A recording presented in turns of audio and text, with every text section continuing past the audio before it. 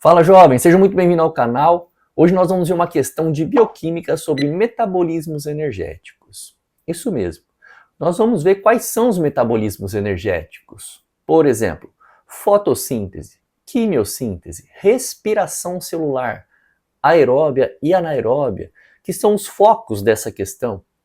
Vamos discutir o mecanismo, a quantidade de ATP que elas produzem. Então, bora para o enunciado.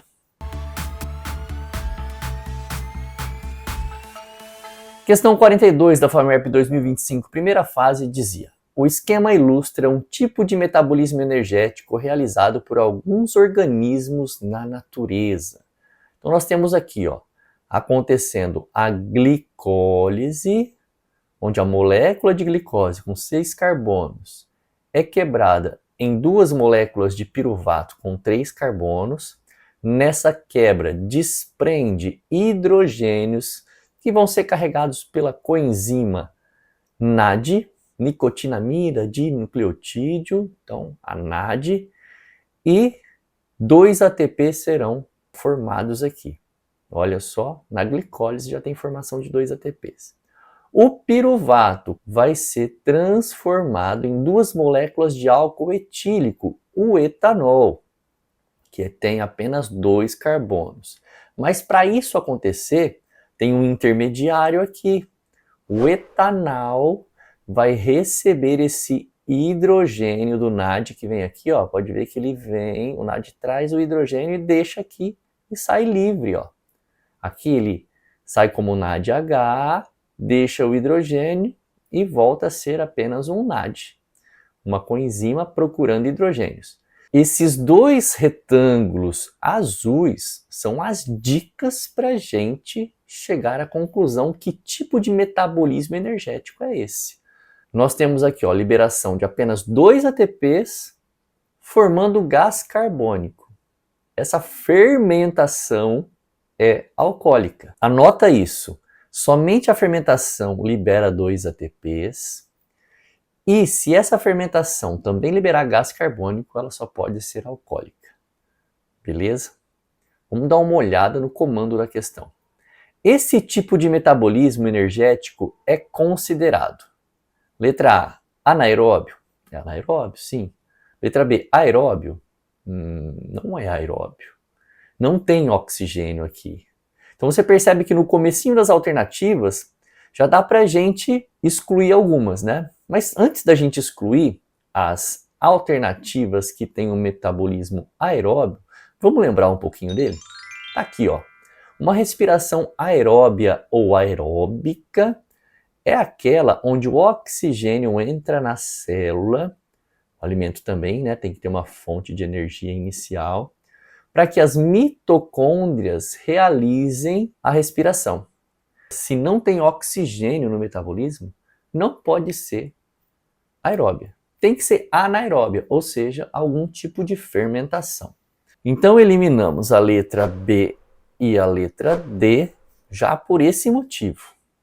Vamos entender um pouquinho essa respiração. Ela tem 3 etapas. A primeira etapa é a glicólise, que é igualzinha essa daqui que nós vimos na fermentação. Olha lá.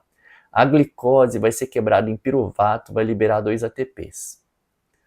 Depois, esse piruvato vai entrar na mitocôndria com acetilcoenzima A, vai girar um ciclo famoso que nós chamamos de ciclo de Krebs. Nesse ciclo tem a liberação do gás carbônico, olha só, parecido com essa parte da fermentação alcoólica, liberação de gás carbônico, só que aqui não é ciclo de Krebs. No ciclo de Krebs, acontece a produção de mais 2 ATPs, formação de NADH e FADH. Eu esqueci de comentar aqui, na glicólise, o NADH também é formado, ou seja, tem hidrogênio sendo carregado aqui da glicólise para a última etapa, e tem hidrogênio sendo carregado pelo NAD e pelo FAD para a última etapa. Então nós temos aqui, primeira etapa, que é a glicólise, segunda etapa, ciclo de Krebs, terceira etapa, fosforilação oxidativa, que é o nome bioquímico, mas a gente costuma chamar carinhosamente de cadeia respiratória. O que acontece na cadeia respiratória? Então, esse ciclo de Krebs que aconteceu na matriz mitocondrial, aqui dentro da mitocôndria, liberou um monte de hidrogênios para o espaço intermembrana, esse espaço rosinha que nós estamos vendo aqui, ó, entre a membrana externa e a membrana interna da mitocôndria. Essa membrana interna se chama crista mitocondrial. Nessa crista mitocondrial é onde acontece a cadeia respiratória, ou fosforilação oxidativa.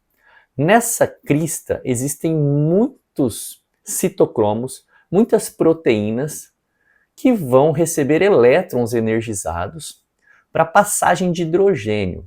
Mas a passagem principal de hidrogênio vai acontecer quando o oxigênio estiver aqui na matriz e atrair os átomos de hidrogênio em sua direção.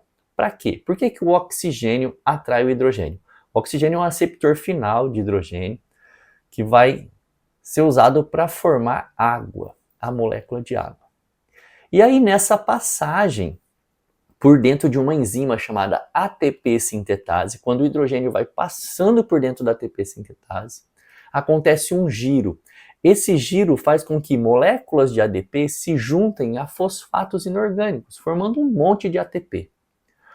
Olha o saldo energético que nós temos aqui na fosforilação oxidativa, na terceira etapa.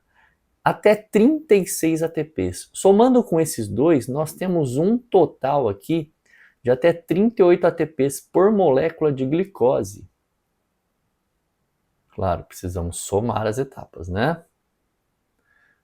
Comparando com a respiração anaeróbia, ou seja, a fermentação, que só produz 2 ATPs, o saldo energético de uma fermentação é bem menor do que o saldo energético de uma respiração aeróbia.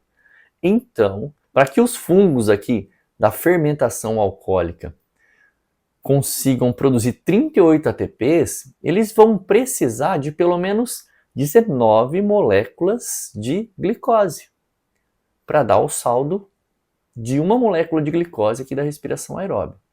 Então, quer dizer, a fermentação consome muito mais glicose do que a respiração aeróbia no saldo energético, pensando em saldo energético, né? Então vamos para o restante das alternativas. Tá ali, ó, letra A. Esse tipo de metabolismo energético que nós já vimos aqui é uma fermentação alcoólica, é considerado anaeróbio e ocorre exclusivamente em organismos procariontes. O problema da letra A é esse exclusivamente. Procariontes são bactérias.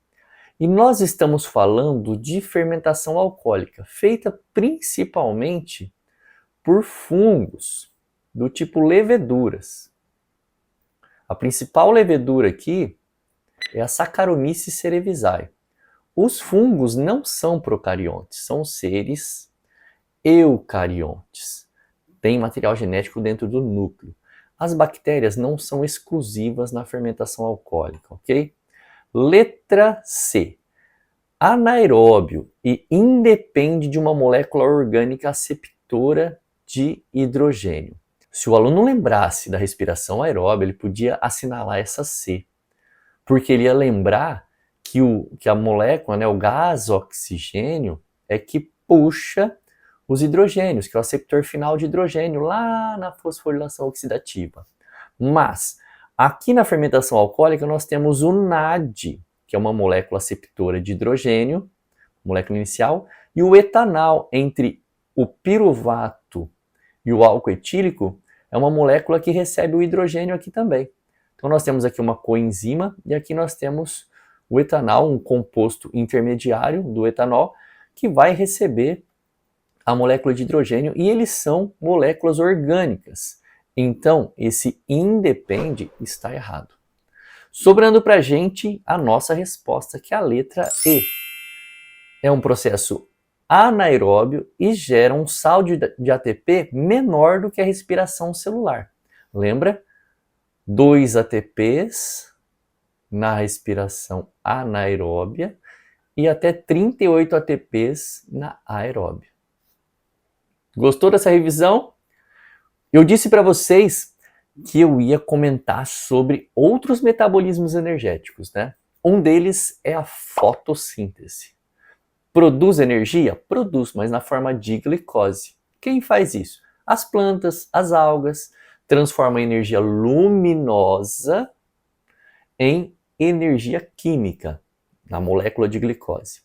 A fotossíntese tem a fase clara, a fase escura. Aqui no canal nós temos uma aula sobre fotossíntese explicando fase clara e fase escura com tudo que você precisa para o vestibular, tá? E o outro tipo de metabolismo energético, diferente desses, fermentação, respiração aeróbia e fotossíntese, é a quimiossíntese, onde os seres, principalmente arqueobactérias, não usam a luz, usam os elementos químicos que existem no ambiente para produção de energia, para produção do seu próprio alimento. Não usam a luz, usam a energia provinda das substâncias químicas que existem nos ambientes onde eles vivem. Geralmente são seres vivos de caverna, são seres vivos de crateras vulcânicas, são seres vivos que vivem dentro do solo, com bactérias nitrificantes. Tudo bem? Então nós temos esses 4 tipos de metabolismo energético que podem ser cobrados no vestibular. Fermentação, que é um tipo de respiração anaeróbia. Respiração aeróbia ou aeróbica, como vocês estão vendo aqui, com o uso do oxigênio. Fotossíntese e quimiossíntese. Lembrando que dentro de fermentação, a fermentação lática também pode ser cobrada. Aquela que acontece na produção de queijo e nos músculos estriado esquelético. Dá uma olhada nessa outra aula aqui que você vai entender melhor. Gostou? Espero que tenha gostado. Se gostou, curta, comente, compartilhe. Não se esqueça de se inscrever no canal e se tornar um membro para receber as novidades. Vou ficando por aqui. Até a próxima aula. Beijos e abraços. Fui!